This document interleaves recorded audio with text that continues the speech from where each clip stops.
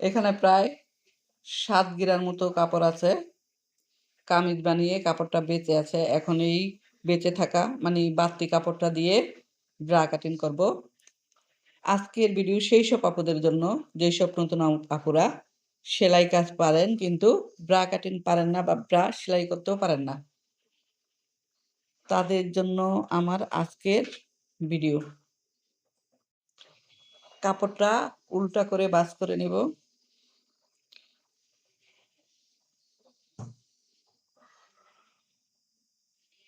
উল্টা করে ভাঁজ করে নিলাম।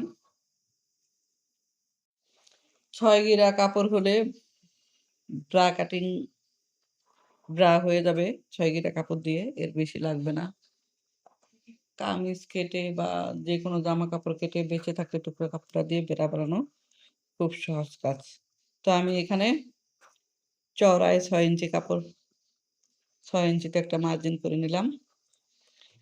এখন এই কাপড়টা ডবল ভাঁজ করে দিলাম। অর্থাৎ ডবল বলতে ৪ ভাঁজ। এখানে ২ ভাঁজ আছে আর ২ ভাঁজে আরো ৪ ভাঁজ করে দিলাম।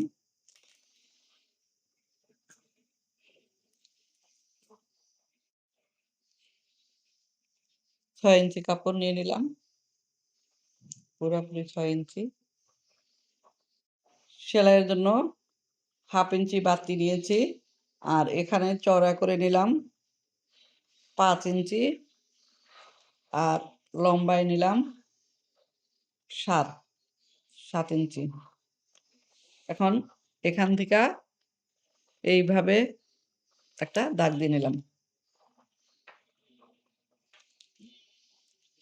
কেটে নিচ্ছি।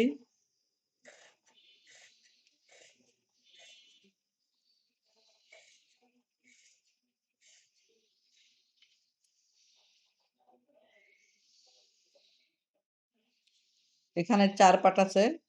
টোটাল ৮ পাট কাটতে হবে। এখানে ৪ ভাঁজ ৪ পিস হবে। এখানে এটা আমি মাঝখান থেকে কেটে নিচ্ছি।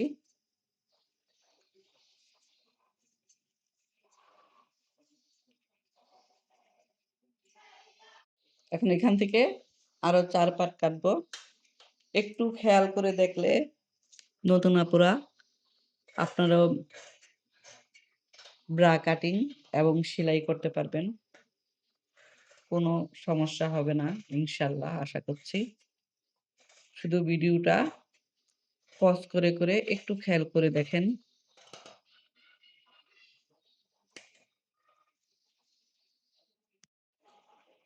ব্রার পিছনের অংশটা অর্থাৎ বেল্ট, পিছনে যে ইলাস্টিক লাগাবো সেই বেল্টটা কেটে নিচ্ছি।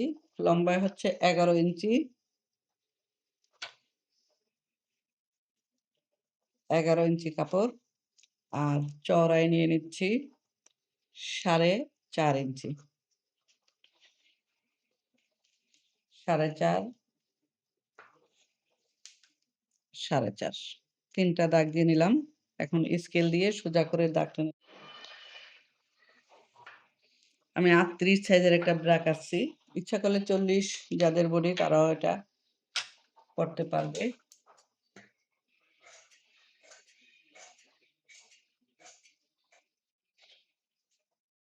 আর কাঁধের করে শোল্ডার যেটা থাকে বেল্ট সেটা কেটে নিলাম ১.৫ ইঞ্চি চওড়া করে।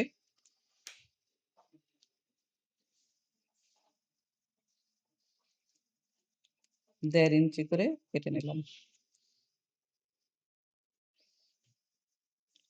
এই ২টা বেল্ট কাটা হয়ে গেল। ব্রা হচ্ছে ৩ পার্ট।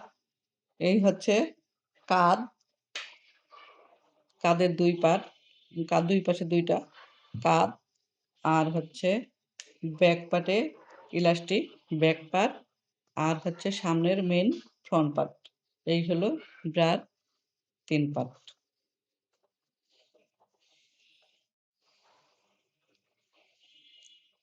ব্রা কাটিং আজকে দেখালাম। ইনশাআল্লাহ আগামীকালকের ভিডিওতে সেলাই করে দেখাবো। সেই পর্যন্ত সবাই ভালো থাকবেন, সুস্থ থাকবেন। আল্লাহ হাফেজ। আসসালামু আলাইকুম।